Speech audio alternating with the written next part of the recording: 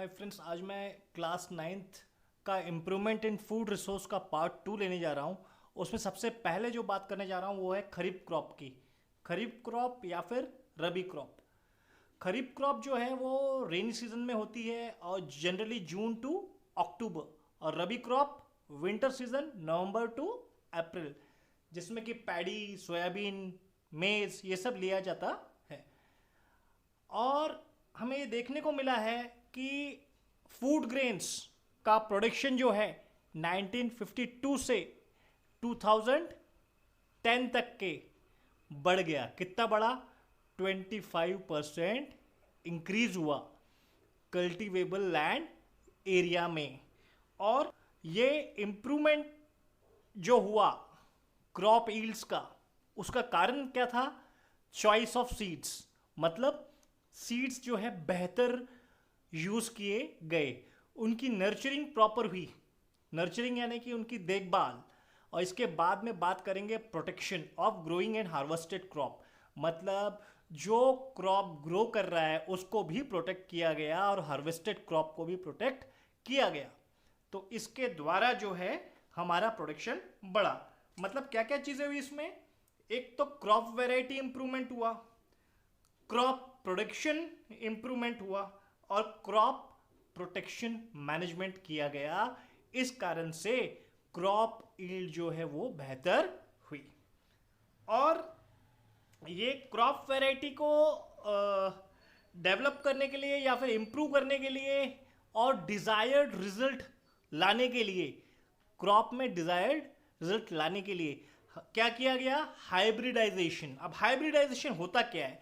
मान के चलिए कि एक कैरेक्टर, एक जो जीन है वो कैरेक्टर ए है और दूसरी एक जो वैरायटी है वो बी है। और ये दोनों वैरायटीज में फर्क क्या है? ए जो वैरायटी है वो गुड क्वालिटी प्रोड्यूस करती है, लेकिन इसके लिए समय बहुत लगता है। और बी जो वैरायटी है उसकी क्वालिटी लो है, लेकिन उसका प्रोडक्शन फास्ट होता है। तो हमें क्या चाहिए दोनों वैरायटी से? एक चाहिए गुड प्रोडक्शन, और वो भी कैसा? फास्ट। तो ऐसी स्थिति में दो वैरायटीज को साथ में मिल करके एक वैरायटी डेवलप की जाती है, जिसमें कि फास्ट प्रोडक्शन भी होगा और समय भी कम लगेगा। ऐसे डेवलपमेंट को, ऐसी वैरायटी को डेवलप करने को हम लोग हाइब्रिडाइजेशन कहते हैं। तो उस वैसा करने से या हाइब्रिडाइजेशन करने से हमें डिजायरेबल कैरेक्टर भी प्राप्त होते हैं और कम समय में बेटर क्वालिटी डेवलप है और जल्दी से हमें प्रोडक्शन लेने में बेनिफिट मिलता है। अब बात करेंगे जीन की। अब हम लोग जीन जो होती है उसको जेनेटिकली मॉडिफाइड कर दिया जाता है, जिसके कारण डिजायर्ड रिजल्ट जो है क्रॉप से मिले। तो कुल मिला के हम देखेंगे कि खरीफ क्रॉप जो है वो रेनी सीजन में है, रबी क्रॉप विंटर सीजन में, और फूड जो ग्रेन्स है उसकी इम्प्रूवमेंट हुई है।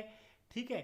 और उसके बाद में क्रॉप यील्ड को बेहतर करने के लिए चॉइस ऑफ सीड्स पे ध्यान दिया गया, उसके नर्चरिंग पे और प्रोटेक्शन पे, उसका ग्रोइंग और उसके हार्वेस्टिंग पे ध्यान दिया गया, ताकि उसे प्रोटेक्ट किया जा सके और बेहतर यील्ड ली जा सके। और इसके लिए जो है क्रॉप वैरायटी इम्प्रूवमेंट किया गया, क्रॉप प्रोडक्शन भी इम्प्रूवमेंट किया गया और क्रॉप प्रोटेक्शन मैनेजमेंट किया गया। इसके द्वारा जो है क्रॉप यील्ड्स बेहतर हुई। इसके बाद में हाइब्रिडाइजेशन में हमने कहा कि दो वैरायटी है, सपोज करो variety A and variety B. एक जो वैरायटी है उसकी क्या कहते हैं कि क्वालिटी तो बेहतर है लेकिन उसका समय बहुत लगता है, और दूसरी वैरायटी जो है उसकी क्वालिटी लो है लेकिन वो जल्दी होती है। तो ऐसी केस में दो वैरायटीज़ को क्रॉस कर दिया जाता है और एक वैरायटी ऐसी डेवलप की जाती है जिसमें कि बेहतर प्रोडक्शन भी हो और समय भी कम लगे।